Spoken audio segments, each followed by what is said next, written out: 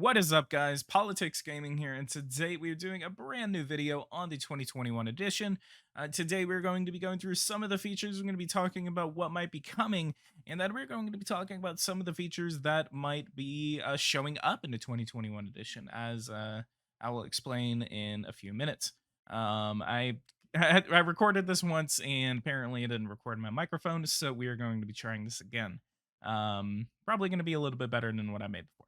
Anyway, the new edition will be released during the summer. We're looking at a Q1, Q2, Q3 release with the following main contents. We have a detailed simulation of the European Union, new diplomatic features, including negotiations at summits, scientific cooperation, and multilateral influences, multilateralism, and etc. So we have more coming in the future. Management of causes of mortality, management of the free trade treaties, coalition of political parties, simulation of the COVID pandemic in 2021, including the vaccination policy, water cannon vehicle and riots, new scenarios, which is Biden's challenge in a German election. In addition, the game will benefit from many other additions and various improvements and fixes, and a 2021 edition data update. Eversim will communicate soon to give more details. And then so we're going to go ahead and start from the top, and we're going to be looking at what might be coming in the new edition. So the first one we're going to be starting with is the detailed simulation of the European Union. So what could this mean for the European Union? Well, the only thing that we really have right now in the European Union is that we have like three different features. We have the ability to negotiate at summits, which is going to be like the Maastricht Treaty. We also have the ability to talk about the agricultural budget, and then we have the ability to take loans from the European Union. Otherwise, it kind of acts the same way as the United Nations or the World Bank or something like that. It's kind of like a mix between the United Nations and World Bank. So this basically means that we're going to be getting a dedicated feature in which we are going to be having a brand new way to interact with the European Union if we are playing with a European Union country.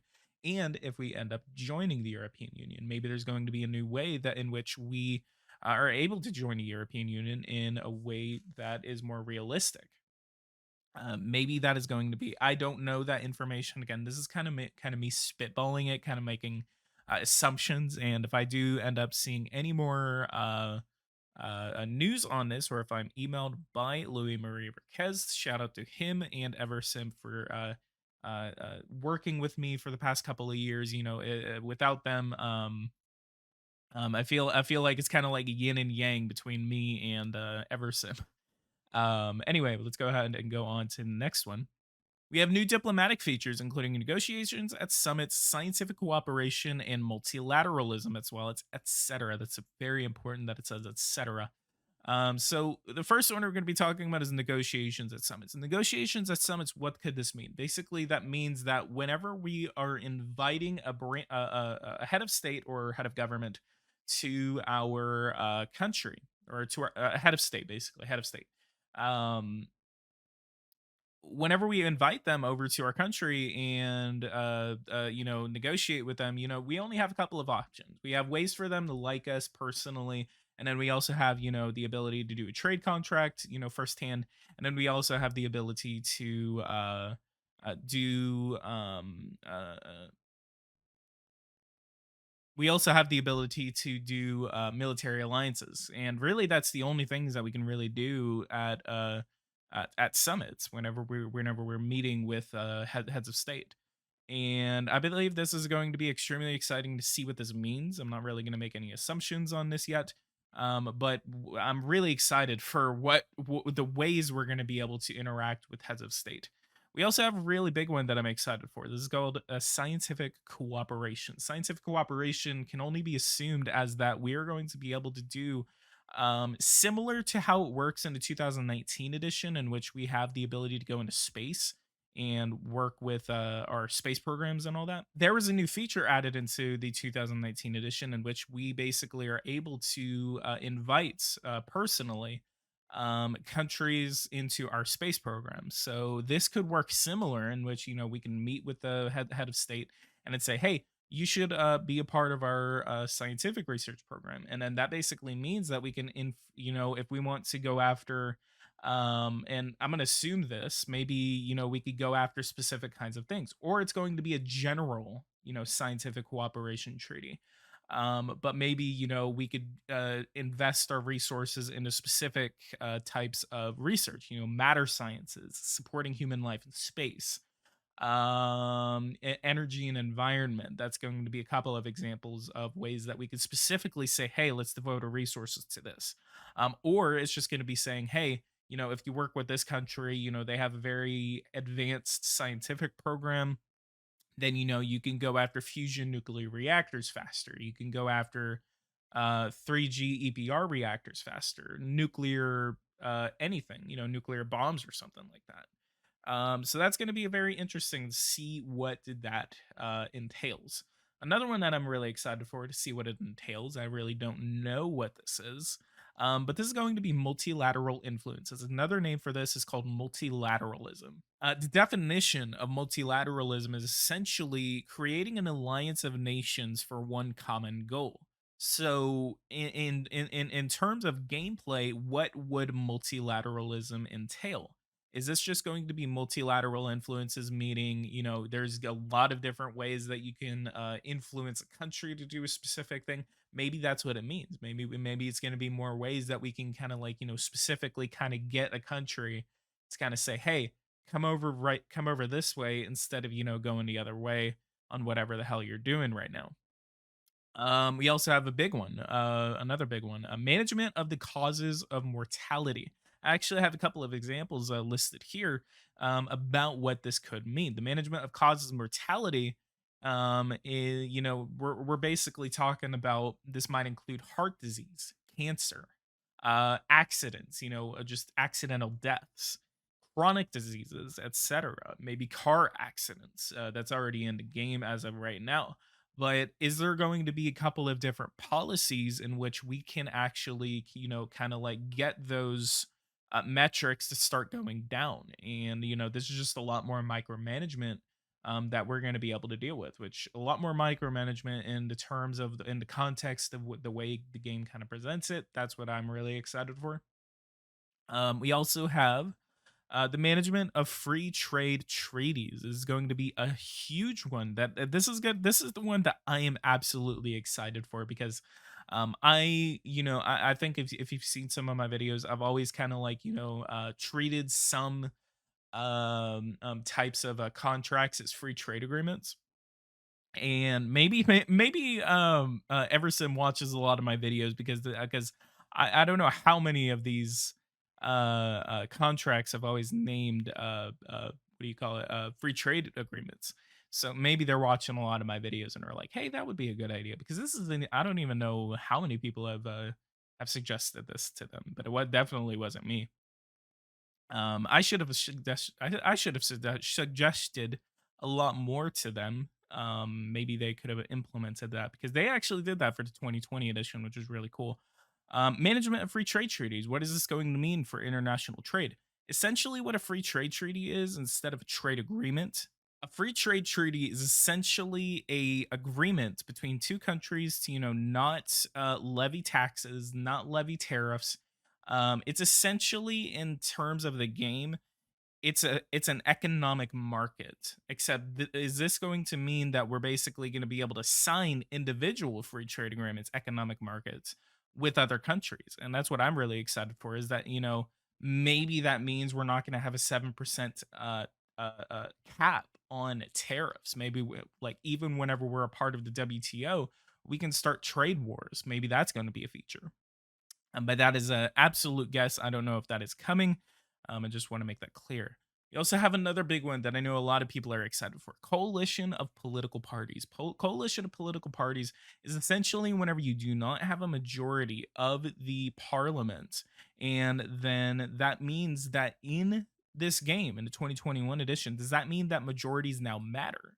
So, in the United Kingdom, for example, there's a specific number of seats in the parliament that you need to be able to get to have a majority in the parliament. And I believe that number is about 316. If I'm wrong on that, I believe it's in either 316 or it's 325. And if you do not have, if you have below that number in the United Kingdom, then I believe it's 325 now that I think about it.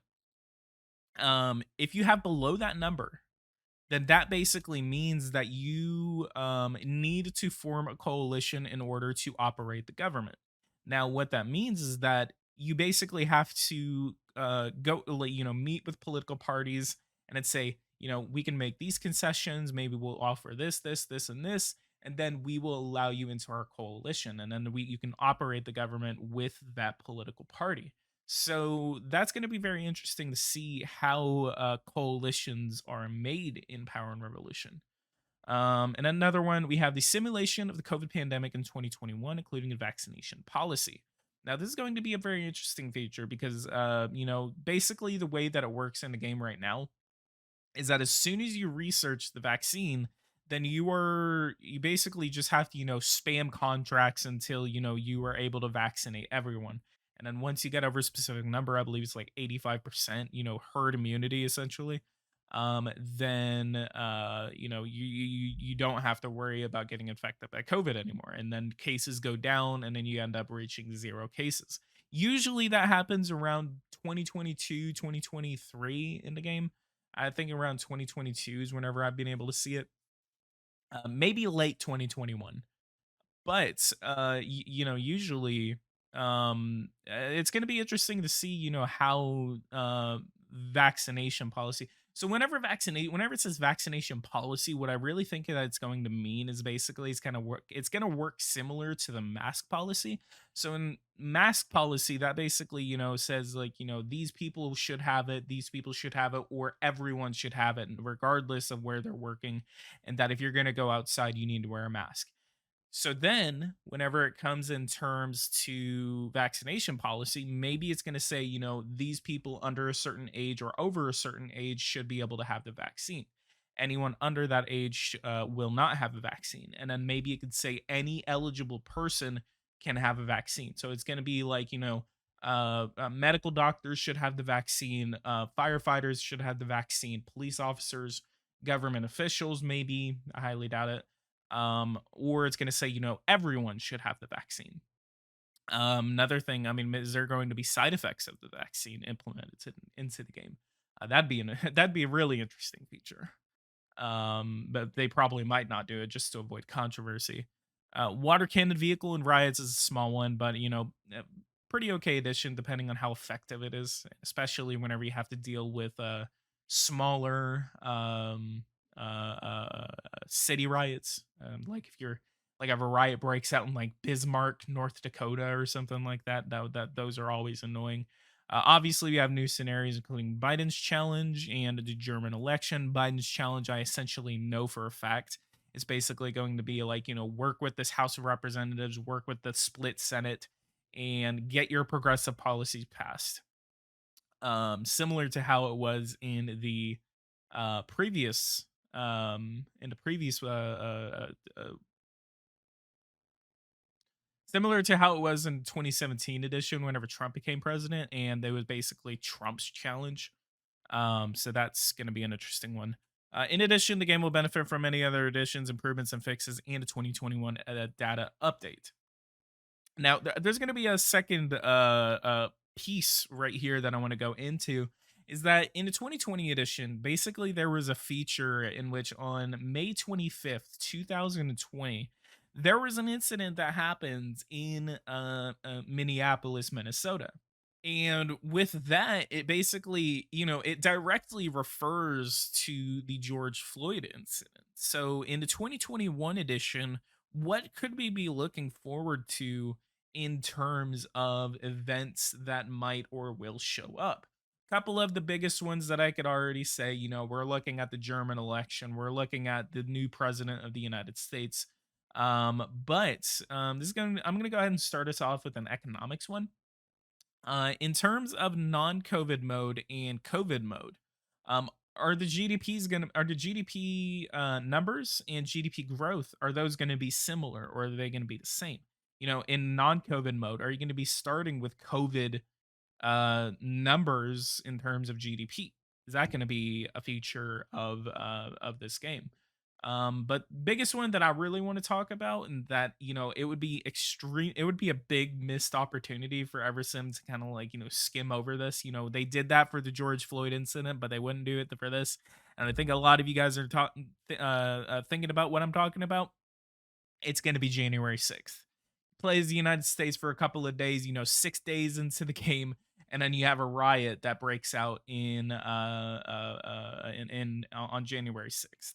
So that would be interesting to see how they kind of narrate that, how they did with that. You had a couple of like must see info brackets that kind of would pop up and say, this just happened in Minneapolis, incident in Minneapolis. So now we would have incident in Washington D.C. or something like that. And another feature that would actually be really interesting, making states. Maybe this kind of like maybe they even narrate, say like Washington D.C. becomes a state in the game, Puerto Rico or something like that. That'd be interesting to see if they actually allowed statehood in the game. Another big thing that I would like to see in this 2021 edition, the Myanmar coup. I mean, this happens on February 1st, 2021, and the president of Myanmar gets thrown out of office by a military coup. We have one attempted coup in the United States. Attempted, I'm saying that in quotes. One of them was considered a coup, and then we had an actual military coup that took place in Myanmar. So that would be interesting to see how Eversim kind of like deals with the Myanmar coup and deals with the January 6th incident. I'm looking forward to it. I'm looking forward to it. And then another big one that I want to talk about is exactly what's going on right now. I mean, we're talking about Israel and Palestine. Are they going to be narrating what's going on right now in Gaza with Iron Dome, with missile defense? We already have like anti-missile batteries implemented in the game, and I bet Israel has a lot of those. I would like to see that. So yeah, that would be interesting to see. And then we have a couple of other ones that we're going to be talking about. Maybe they'll add the winter storm back in February, where they'll say like, Texas just got hit by a big winter storm and it knocked out power for like nearly the entire state. Blah blah blah blah blah. That'd be interesting to see. Um, Fun fact: I never lost my power during that whole ordeal, which was crazy to see. That was the biggest. That was the biggest thing I've ever been a part of, and I mean, a lot of us Texans were a part of that. But yeah, and another big one that I want to talk about, this is going to be the last one. Paris Climate Agreement. In the 2017 edition, 2017 or 2018 edition, they got rid of the. Or I think it was a 2017 edition, and then they got rid of it like with an update. They actually got rid of the Paris Climate Agreement, and they got rid of the Universal Basic Income. Universal Basic Income and Paris Climate, they got rid of them because for one, uh, uh, UBI was basically the way that it was implemented in the game wasn't realistic, so they got rid of it because they didn't want an unrealistic feature in their game. But then with Paris Climate Agreement, I actually directly got an email from them about this. I said, "Why do you get rid of it?" And they told me about UBI, but what really interested me about it is that, the United States had left the Paris Climate Agreement. So essentially, the Paris Climate Agreement was null at that time when the United States left it. There was no one to really enforce the Paris Climate Agreement, therefore, they got rid of it. But the United States has now rejoined the Paris Climate Agreement. So does that mean that possibly we're looking at the reintroduction of the Paris Climate Agreement as the United States has rejoined it at on January 20th, 2021? So yeah, well, what do you guys think is coming, and what are you guys looking forward to? Out of all of the features that I just talked about, what features are you guys looking forward to in Power and Revolution 2021? So, guys, go ahead and leave a like, subscribe to the channel if you're new. If you guys want to see more content like this, hit that bell notification icon so you don't miss any more content like this. Once I get a more of an update about the 2021 edition, I will definitely let you guys know. What other features do you think are coming? If you guys have suggested any, and they say, this will be included in the next edition, what do you guys think is coming? So again, leave a like, subscribe to the channel if you're new, and all guys, I will see you guys in the next one. Thank you guys so much for watching this video, and I will see you guys in the next 2021 edition video.